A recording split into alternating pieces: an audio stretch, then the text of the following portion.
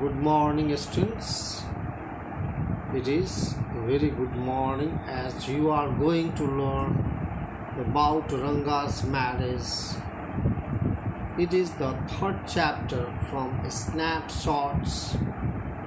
It is a video for class 11. Second video, Ranga's marriage is written by Masti Venkatesh Iyengar. Ranga, the accountant's son, is one of the rare breed among the village people who has been to the city to pursue his studies. When he returns to his village from the city of Bangalore, the crowds mill around his house to see whether he had changed or not.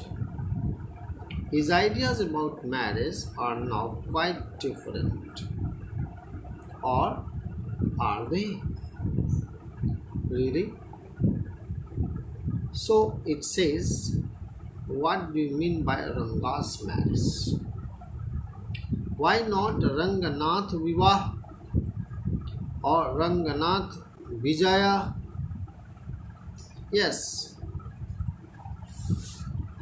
there are some other mouth-filling one like Jagannath, Vijay or Girija Kalyan. These are the terms that are used. But then this is not about Jagannatha's victory or Girija's wedding.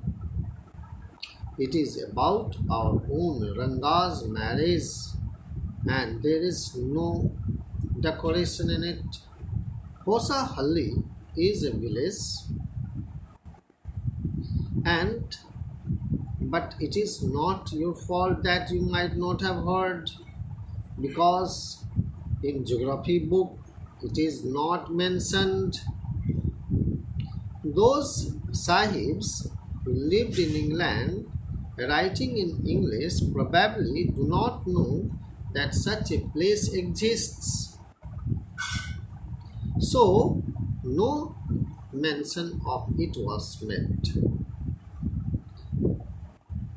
Here Indian people also forgot about it. They are like a flock of sheep. One sheep walks into a pit, the rest blindly follows it. When both the sahibs in England and Indian geographers have not referred to it, one cannot expect the poor cartographer to remember to put it on the map. Really, there is not even the shadow of the village Hosahalli on the map. Sorry.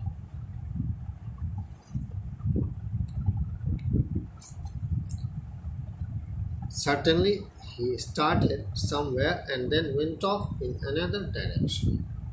What was that? If the state of Mysore is to Bharatvarsh what the sweet Kariga Dabu is to a festive meal, then Hosahalli is to Mysore state what the filling is to the Kariga Dabu. What is Kariga Dabu? A South Indian fried sweet filled with coconut and sugar. What he had said is absolutely true. Believe him. The narrator does not want to object to his questioning, but he will stick to his opinion. He is not the only one who speaks glowingly of Hosahalli. They had a doctor in their place. His name was Gunda Bhatt. Doctor's name is Gunda Bhatt. He agrees with the narrator. He has been to quite a few places. No, not England. If anyone asks him whether he has been there, he says, No, Anaya. No, Anaya means a respectful term for an elder. Anaya or Anaya, ANNAYY. He has left that to him. Running around like a flea pestered dog is not for me, is not for him. He had seen a few places in his time, though, as a matter of fact, he had seen many places.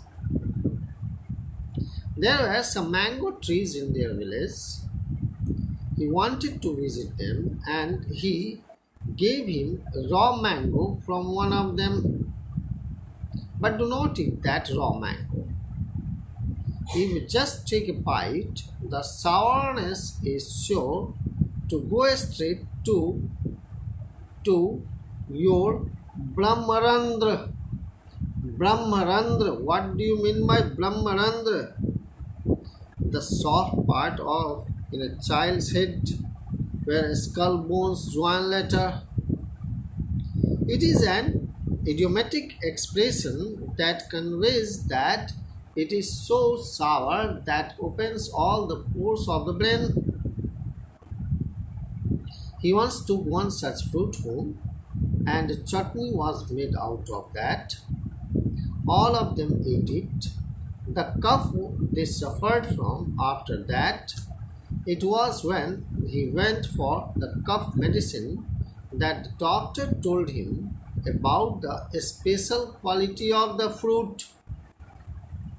Just as the mango is special, so is everything else around their village. What is that? They had a creeper growing in the ever so fine water of the village pond.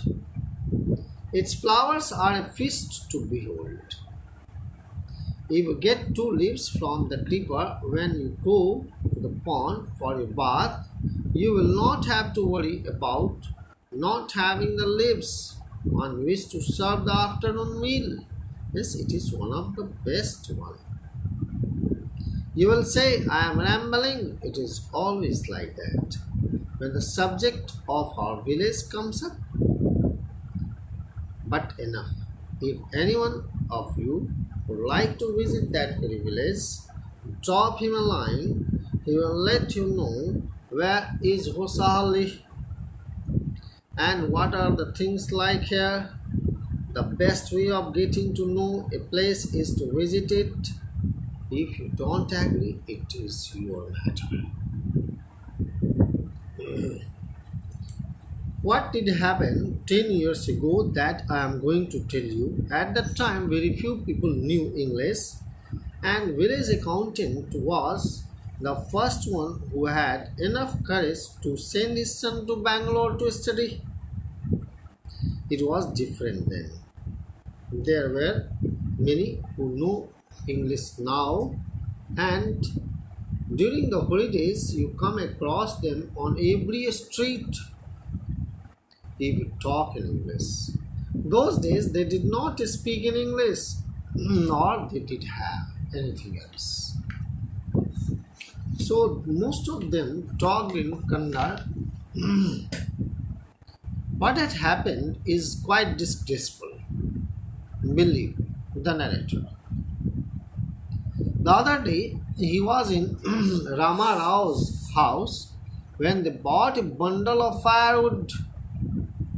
Rama Rao's son came out to pay for it. He asked the woman, how much should he give her? She said 4 pice. The boy told her he did not have a change and asked her to come the next morning. The woman did not understand the English word change and went away muttering to herself. The narrator too did not. When he went to Ranga's house and asked him, then the narrator could understand. This priceless commodity, the English language, was not so widespread in their village 10 years ago.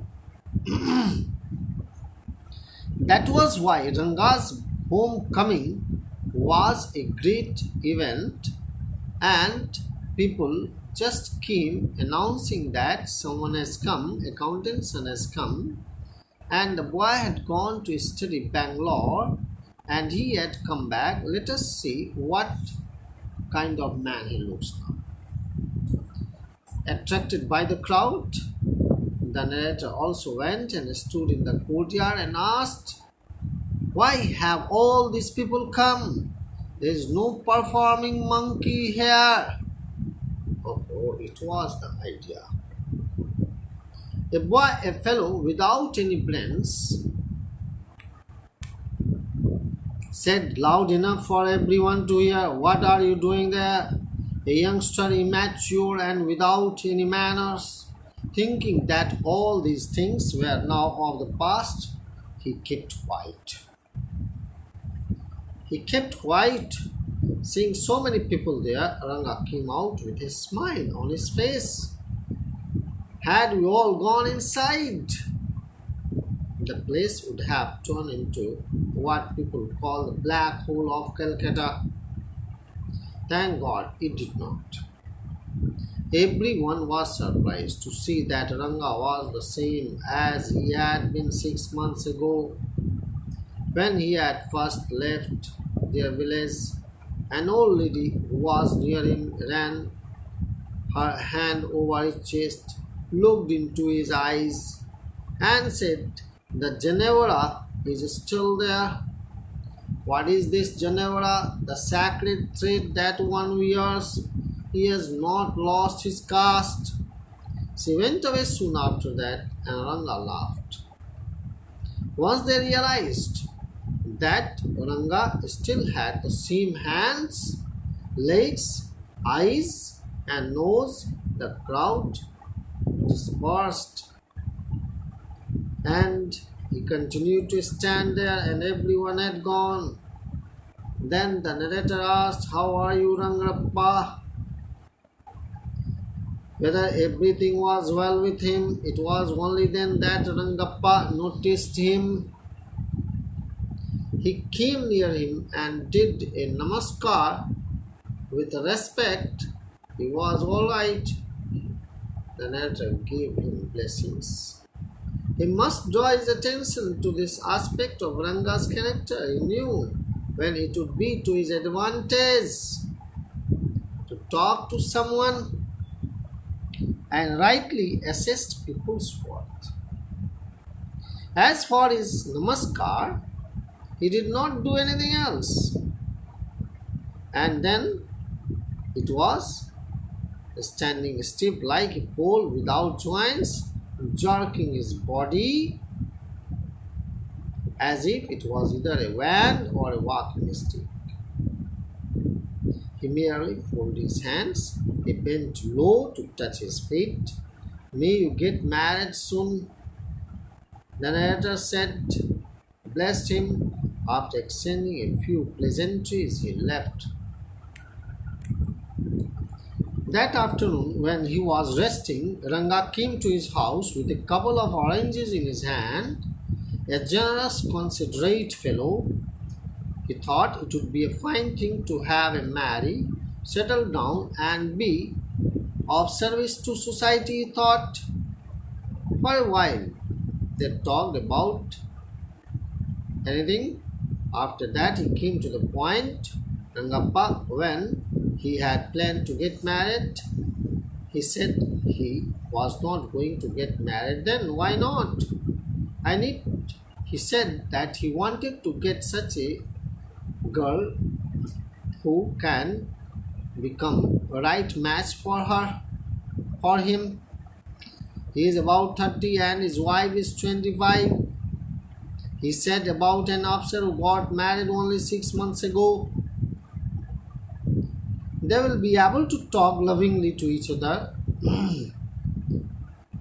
He married a very young girl. He would marry a very young girl. She may take his words spoken in love as words spoken in anger. A troupe in Bangalore staged the play.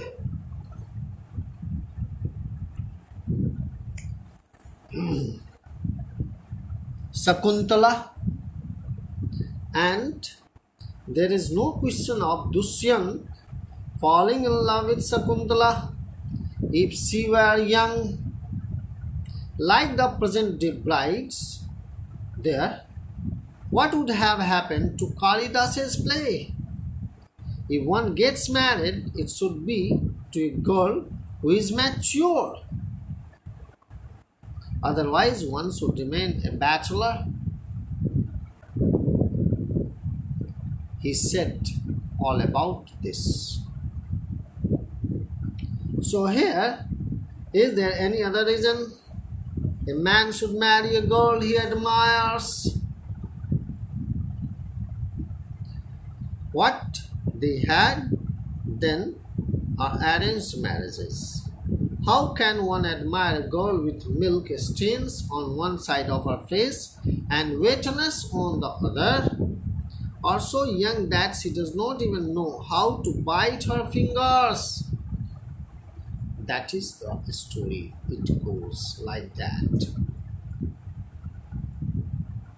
It is the story. One a neem fruit, the other a bitter gourd. Exactly, Ranga said, laughing. He was distressed. The narrator was distressed that the boy who he had thought would make a good husband, had decided to remain a bachelor. After chatting for a little longer, Ranga left. He made up his mind right then that he would get him married.